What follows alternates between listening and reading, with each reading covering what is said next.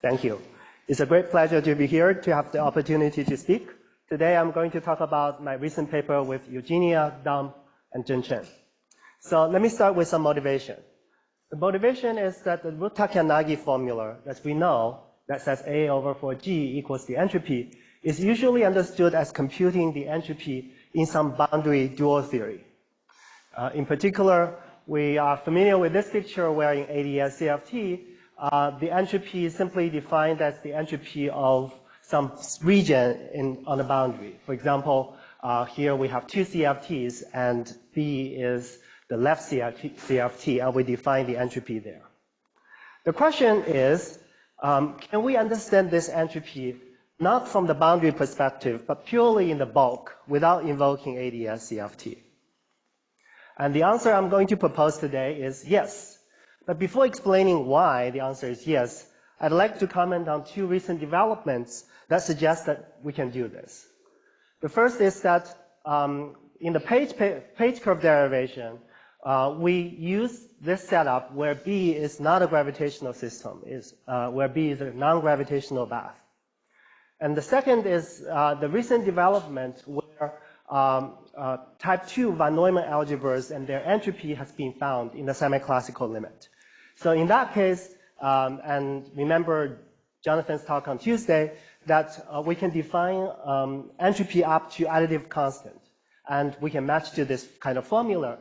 And today, I'm going to try to do better and try to define entropy without an additive ambiguity. So the goals are to interpret the RT entropy purely in the bulk, in terms of an entropy in the bulk algebra. And to do that, we need to first construct such bulk algebras and the corresponding bulk Hilbert space that they act on. We will aim to work at finite couplings, not in the semi-classical limits. So in particular, this is a story that you should think about at finite n. In particular, because we're working at finite n, we have a chance to define the entropy precisely without having an additive constant that we cannot fix. So we'll be working with UV complete bulk theories, but they're rare to find. And in fact, we're still trying to ask the question, what is string theory? So our starting point is, no matter what form the UV complete bulk theory takes, at the minimum, it needs to give us what is called a UV complete gravitational path integral. So what does that mean? We're familiar with what a gravitational path integral in standard form takes. It takes the form of some sum over or integral over geometries.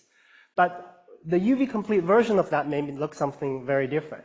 So for our story, it doesn't matter whether it is something that it actually looks like a sum of integral over geometries. All we need is for it to be a machine that maps a boundary data, a specification of boundary manifold, into a number. So it's this map, zeta, that maps a boundary manifold into a well-defined number. And it needs to do that in a reasonable way, and we will quantify that, what reasonable means, in a moment. Now, some terminology here. For our purposes, M specifies not just the boundary metric, but also other boundary conditions that we need in order to define this gravitational path integral. So it specifies the boundary data completely. And also to avoid overusing the word boundary, there are various codimension boundaries. We will call this M source manifold in the language of ADS-CFT. Now the plan is, I will talk about first the axioms for our gravitational path integral, and then use that to define states and operators, the operators from algebras.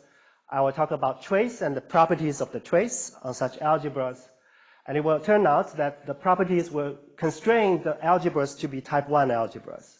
And finally, using the fact that they're type 1 algebras, we study the entropy. So this is the plan. So let me first talk about the axioms. So there are 5 axioms for the gravitational path integral. And the first one is very straightforward. It simply says that this is a map from some space of well-defined manifolds to complex numbers. And it's finite, so it needs to be a finite complex number for any given smooth manifold. Now, given this map, we can then formally extend the map to a linear map over the linear combinations of such manifolds. This is just a way of getting a vector space so that we can eventually get to a Hilbert space. And the second axiom is reality. It says that if we complex conjugate all the sources on the boundary manifold, the gravitational path integral also takes the complex conjugate value. So it's very reasonable. The third axiom is the statement that for certain M that is reflection symmetric, the gravitational path integral needs to be non-negative. This helps to ensure that eventually we define a positive inner product. The fourth axiom is a certain continuity axiom. It's not a very strong continuity. It says that if the source manifold happens to contain a cylinder somewhere inside this shaded gray area, that is strictly a cylinder of some length epsilon, then if we change epsilon a little bit, the gravitational path integral is a continuous function of epsilon. That's the only continuity that we require. We don't need to talk about continuity under other definitions. And the fifth and final axiom is a factorization axiom that says if we evaluate zeta on a disjoint union of two manifolds, you just get the product. Now, yes? Just so I'm clear, you're basically saying that quantum field theory is a gravitational path integral? I'm going to immediately comment on that. All of these hold if there's a dual quantum field theory, yes. But the above is much weaker than the four axioms for quantum field theory or CFT, as we will see. And we will see how much structure we can already derive from this very general framework. The second comment I'm going to need to make now is that about the factorization axiom, if we have space-time wormholes, they are in principle obstructions to factorization. But if there are such obstructions, if factorization does not hold, we generally expect to be dealing with an ensemble of theories. And in each one of those, in each one of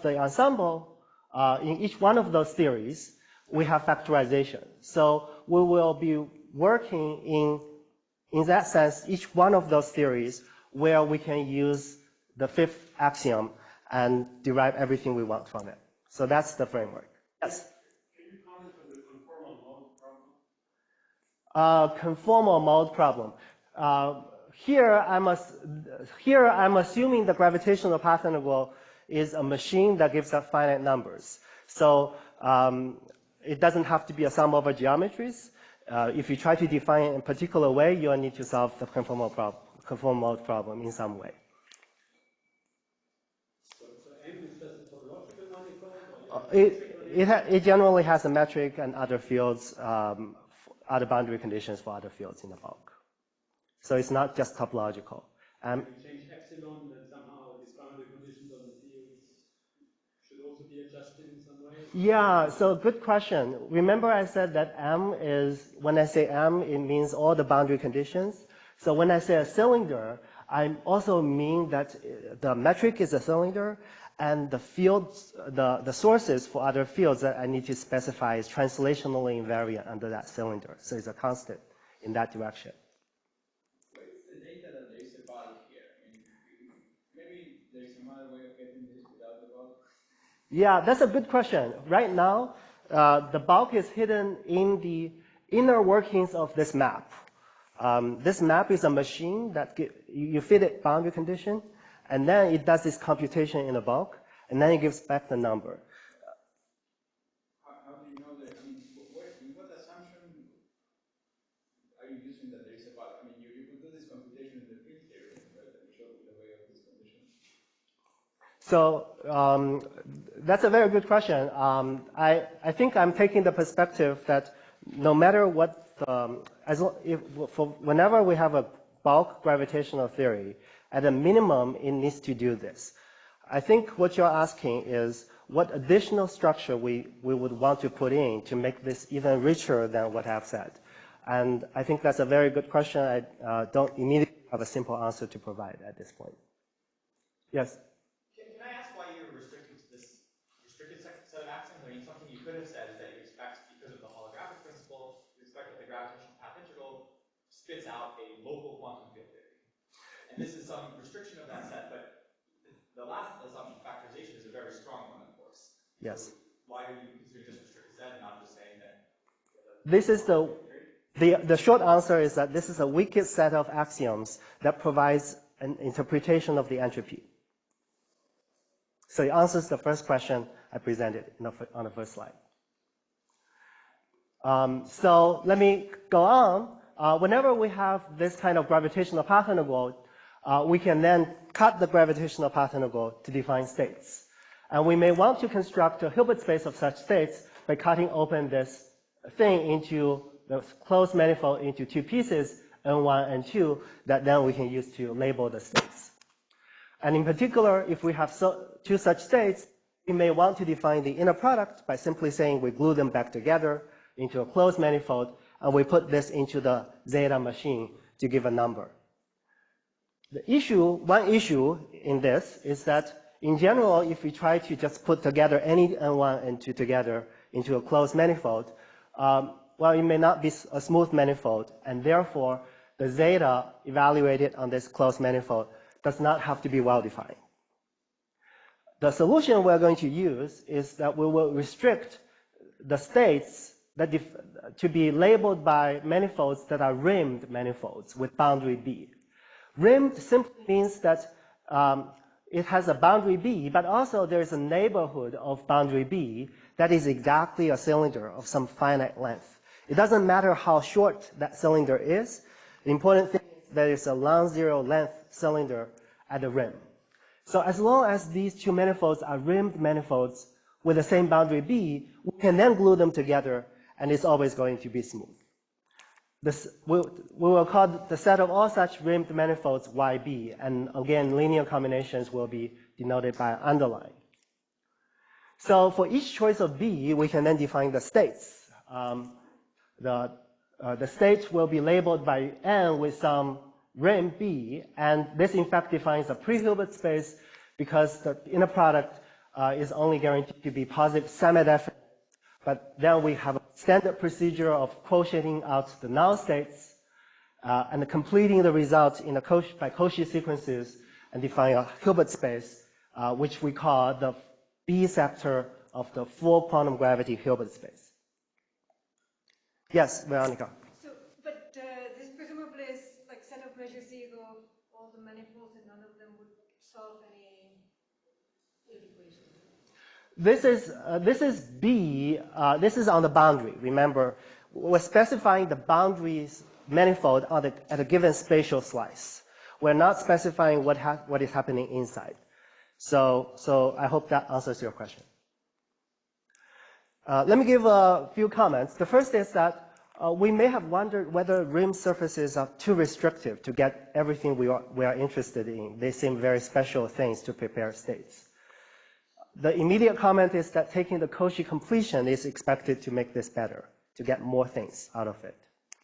And in fact, in ADS-CFT, you can show this directly because rims correspond inserting this kind of operators, and rim surfaces indeed get all the states. So you went around, did you exclude the possibility that the epsilon goes to zero limit may diverge? Here the setup is that epsilon needs to be always finite. So let me maybe say again what I do. For all n with a finite size rim, you can define a state. And I'm going to take the linear span of all such states, mod out by the null states, and take the Cauchy completion. That will automatically give a Hilbert space, and that is the Hilbert space I want to study.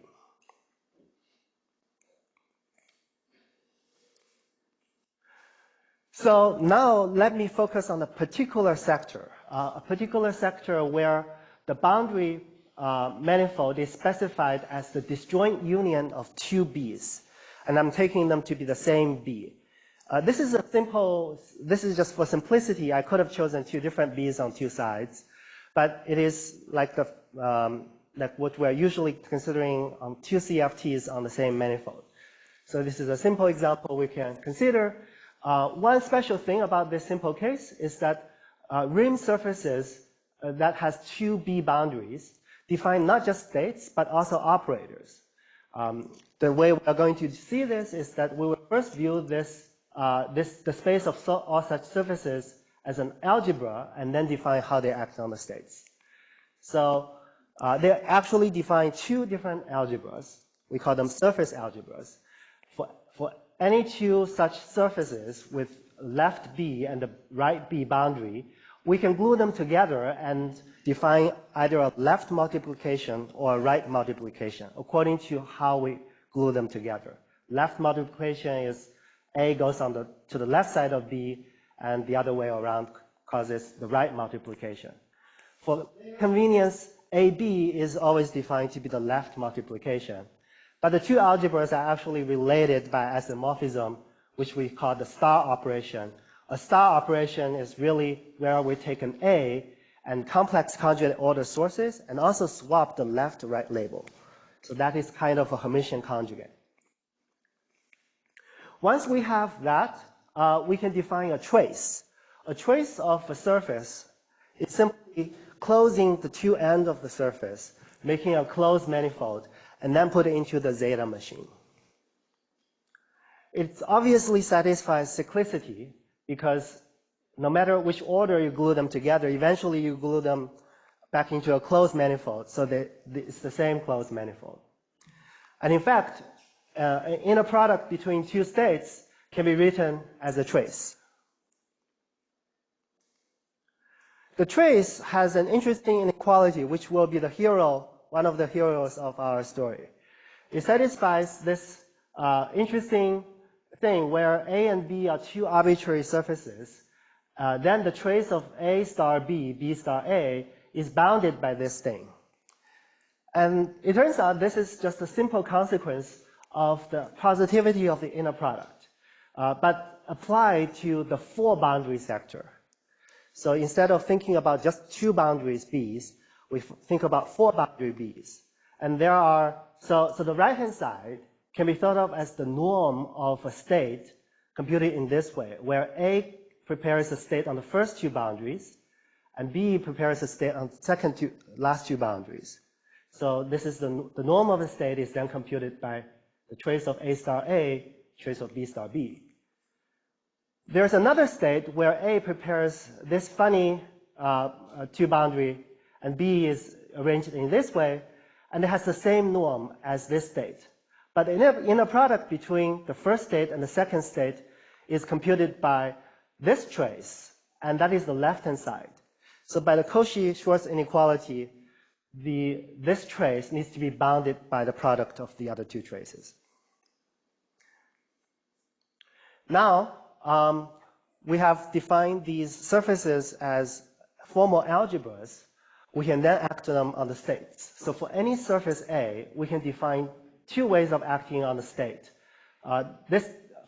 So we choose a state that has two B boundaries. This is, in some sense, a diagonal choice. The non-diagonal cases are similar, can be analyzed, and stories is very similar. But let's focus on the diagonal case where the state is defined on the same two B's.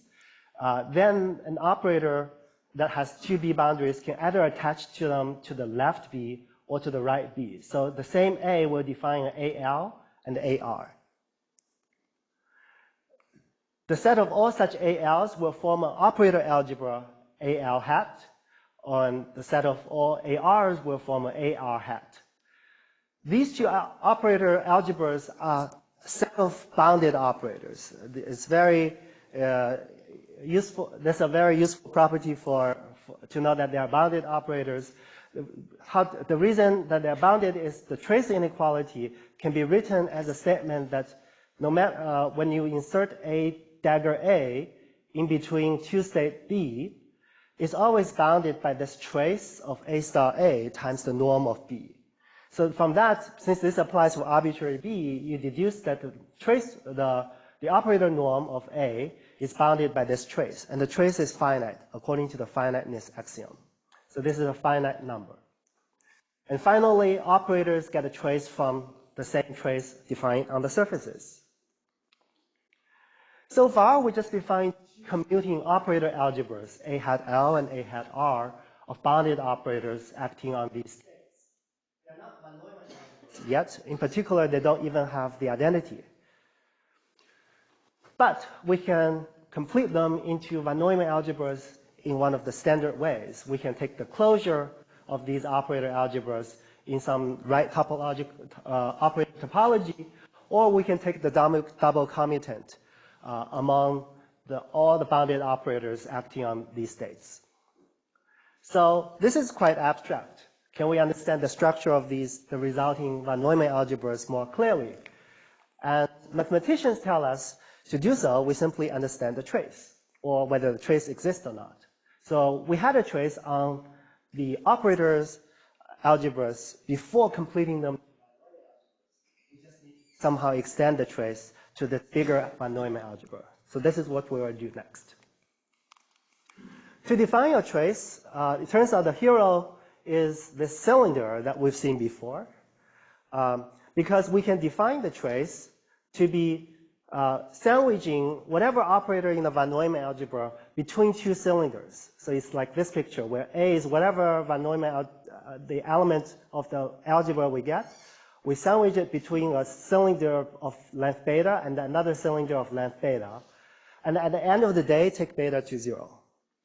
It turns out this is a good definition of the trace. And also for A that belongs to the old operator algebra, it agrees with the old trace. It's a consequence of the continuity axiom. So far, the trace operation we defined qualifies just for the weight for the von Neumann algebra. For it to really be a trace, it needs to satisfy cyclicity. But we showed this for the previous old algebra, and it's dense in the von Neumann algebra, so cyclicity is guaranteed. It turns out there are a few other properties we can prove for the trace. One is that it's faithful. It's only 0 if the operator itself is 0. It's semi-finite, which means, roughly speaking, not all traces are infinite. A trace that is always infinite would be very boring. So this is trying to get rid of that. It is normal, which is a certain sense in which saying that the trace is continuous. You don't want a too discontinuous trace. And finally, we have this trace inequality. Previously, it applied for the old algebra. Now this applies for the full von Neumann algebra. It can be shown similarly using Cauchy-Schwarz argument as before. So all of these properties will severely constrain the structure of the von Neumann algebras. To do so, we need to remember some facts. So mathematicians have worked out the properties of von Neumann algebras. Every von Neumann algebra can be written as a direct sum or integral of factors, or factors means algebras with trivial center. And every von Neumann factor is either type 1, 2, or 3. It turns out that there is no faithful normal semi-finite trace on the type 3 factor. So our factors are definitely not type 3. And for such faithful normal semi-finite traces on type 2 factor, there is always a very small projection. There is always a non-zero projection with a very small trace. But this is not allowed by our trace inequality. Our trace inequality says this, and if we take A and B to be both a projection operator, it immediately gives trace of P is bounded from below by 1, unless it's 0. So it doesn't ever get into between 0 and 1. So our factors cannot be type 2 as well. That means our von Neumann algebra must be type 1, meaning that it only contains type 1 factors. At this point, it just means that this algebra is a direct sum or integral of type 1 factors. But we can actually prove something stronger. We show that the direct integral is not an option. And the only form it must take, it must be a direct sum of over some discrete label mu of type 1 von Neumann factors. So there's a discreteness theorem that says the spectrum of any central element must be discrete.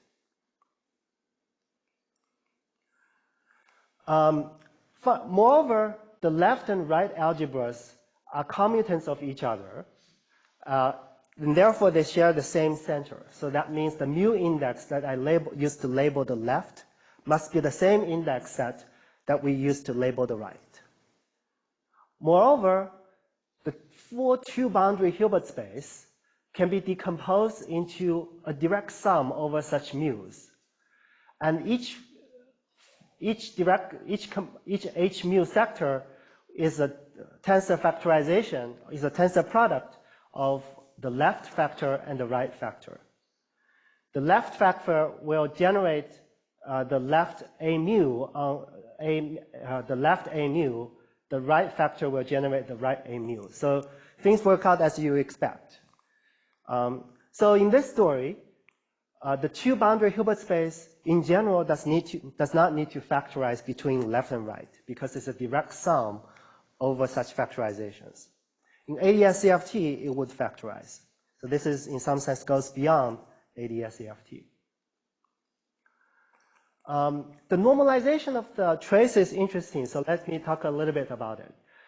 If we consider a given mu sector, we have the corresponding algebra on the left is simply the algebra of all bounded operators on this Hilbert space. So our trace must be a rescaling of the standard Hilbert space trace. The standard Hilbert space trace is the thing you study in undergraduate quantum mechanics, where you sum over orthogonal states. This is because all nice traces on a factor must be unique up to rescaling. So the rescaling is called mu, and we can ask, what can we say about this mu? The first thing we can say is that it's bounded from below by 1.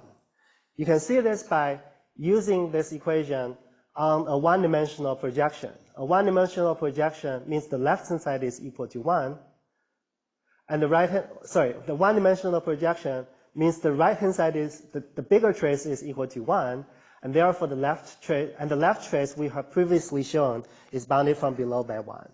So mu is bounded below by 1. We actually found a much stronger statement that says mu is a positive integer.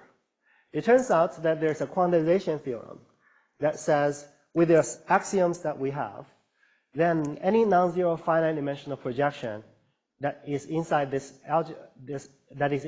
algebra must have a positive integer trace.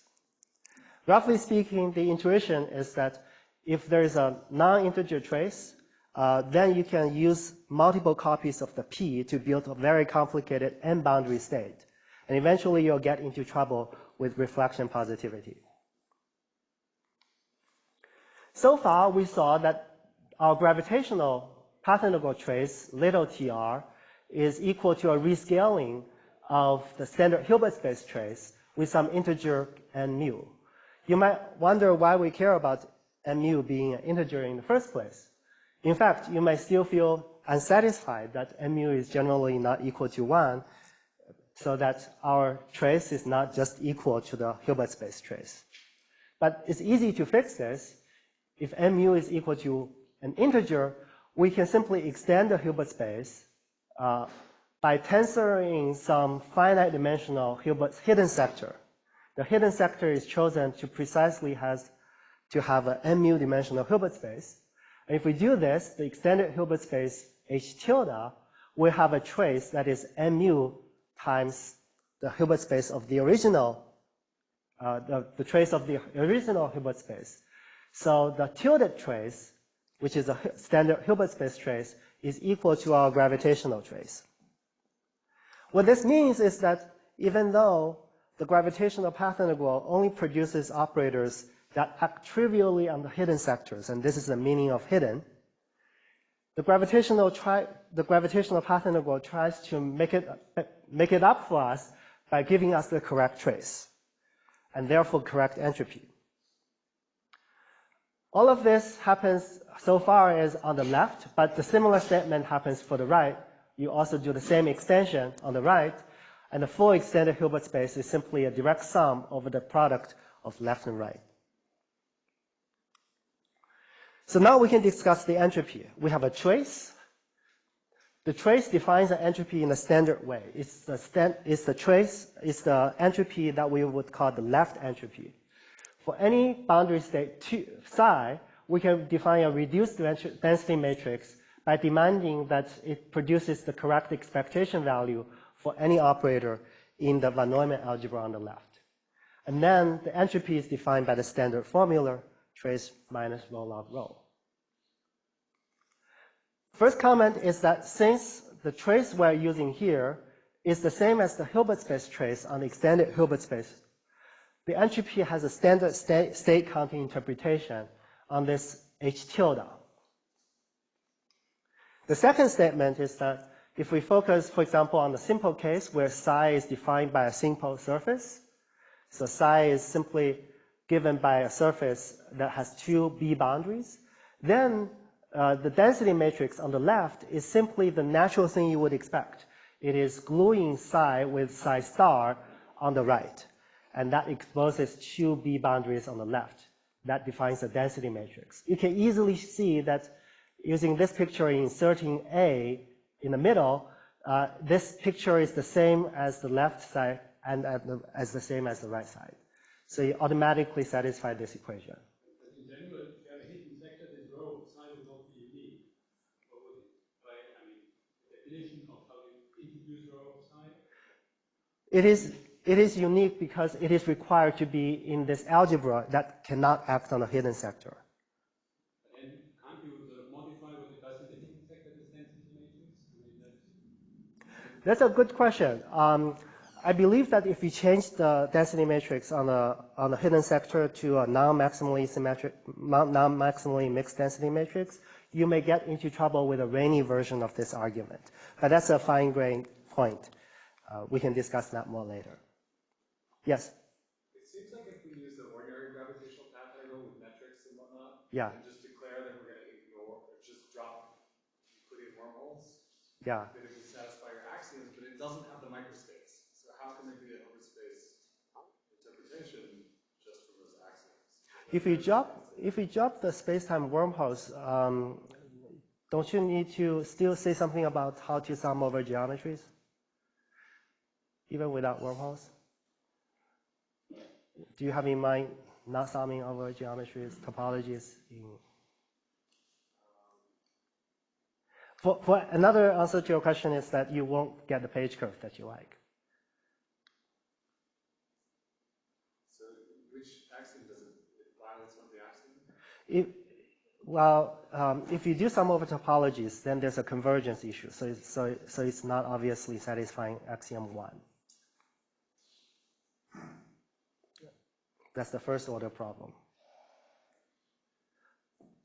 I'll comment a little bit more on that. Maybe you can come back to this if at that point is still not clear. Yeah. Yeah. Do you find examples where you actually have multiple different summands mu? The hidden sector I understand, but I would have thought that the summand mu corresponds to the state of the closed universes. No, I've already gone into a given baby universe superselection sector.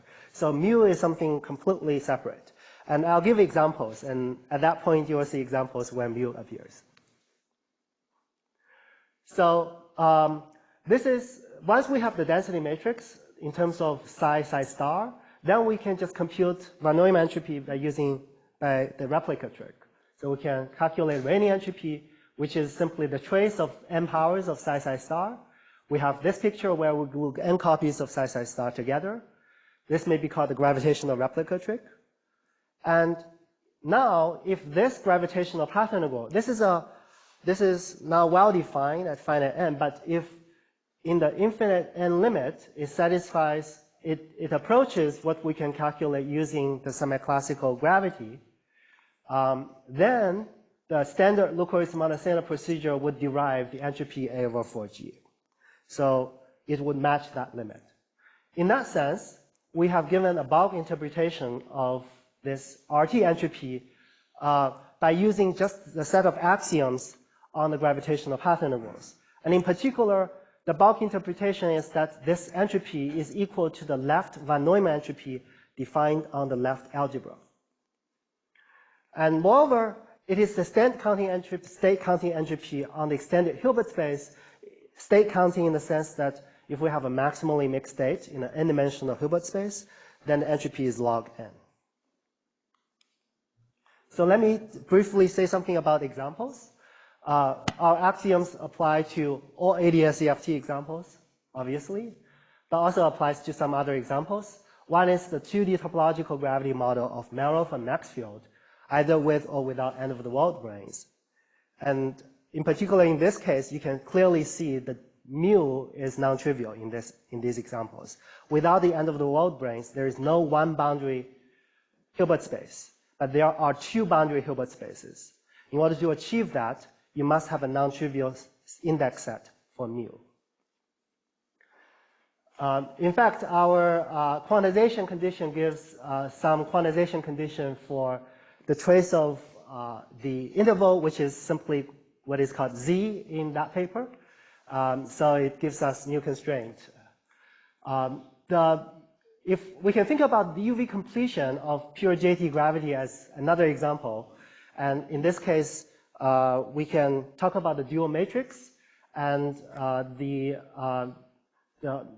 hidden sector, the non-trivial hidden sectors appear when there are accidental degeneracies in the eigenvalues of the dual matrix, because then the bulk observables will not be able to act within that simultaneous eigenspace. There's a nice 3D bulk toy model of Benini, Copati, and Di Pietro, where the gravitational path integral is defined in some sort of Simon's theory in 3 dimensions, suitably gauged. And it satisfies our axioms as well, so it's a nice example.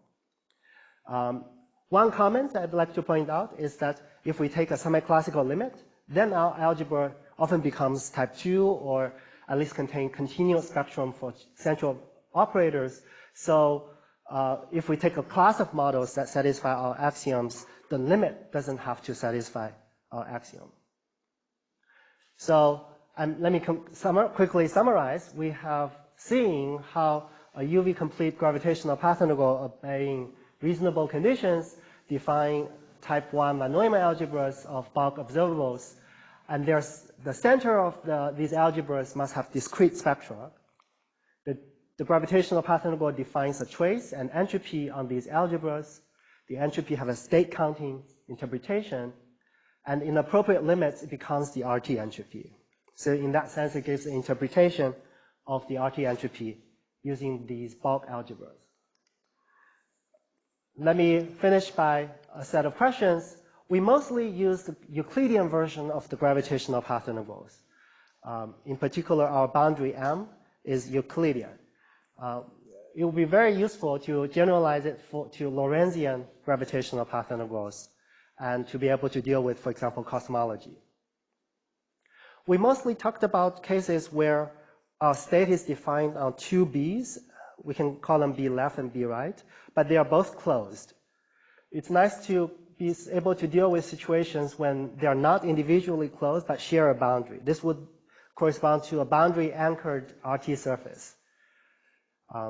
We expect that the algebra to be type 3 in this case, but maybe we can still say something very useful about them. One other question is, what other axioms can we add to strengthen or make our results more useful? In particular, the factorization axiom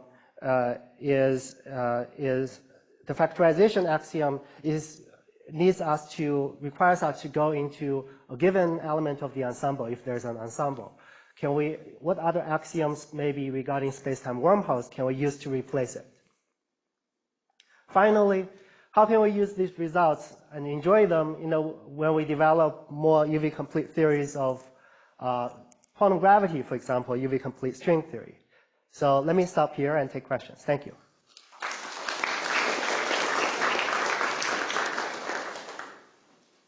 Thank you for the talk. Just to go back to my question, yeah. In the topological model of Merrill and Maxfield, suppose I take B to be a single point, then the Hilbert space as computed, I think, from your prescription of B disjoint union B yes. Is one-dimensional. Yes. There's a single state. And so I don't see any sum over mu. Yeah. If one thing you can do is you can go to a 4-boundary sector, then you will see this clearly. But even in the two-boundary sector, you can ask. So I didn't go into details of what the structure of that direct sum over mu is. We can show that there is a special term in that, a special value of mu in that sum, which corresponds to simply tensoring the one boundary Hilbert space with another one boundary Hilbert space.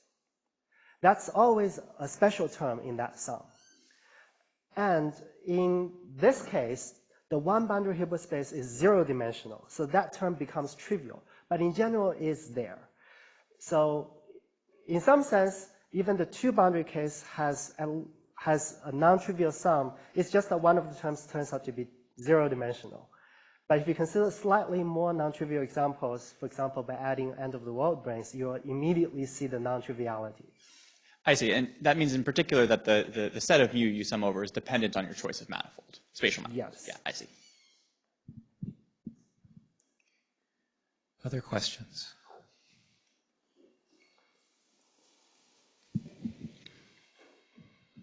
Thank you. Very nice talk. I was curious about the remark about the UV completion that you have there. You're thinking of a single realization, something lifted, you know, the ensemble, and you land on one.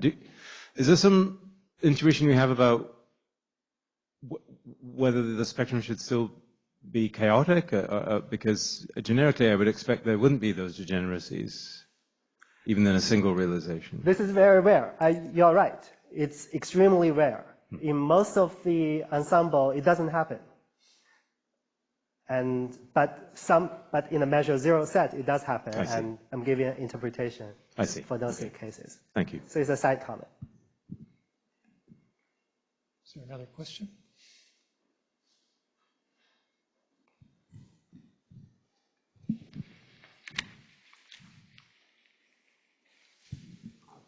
So what are the black hole microstates in your approach?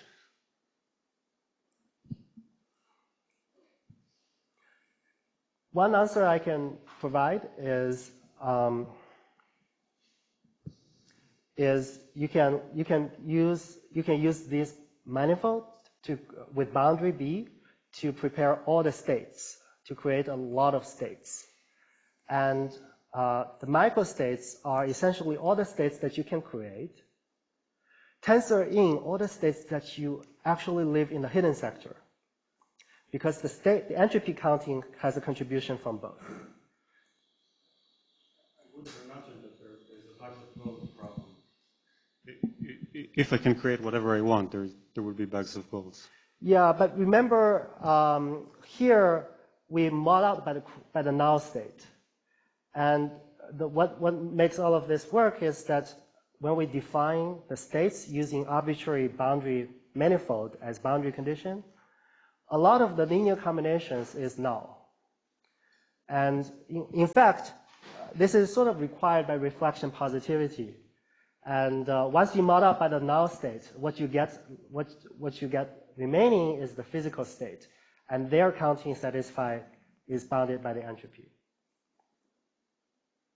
So in some sense, this map zeta is very smart.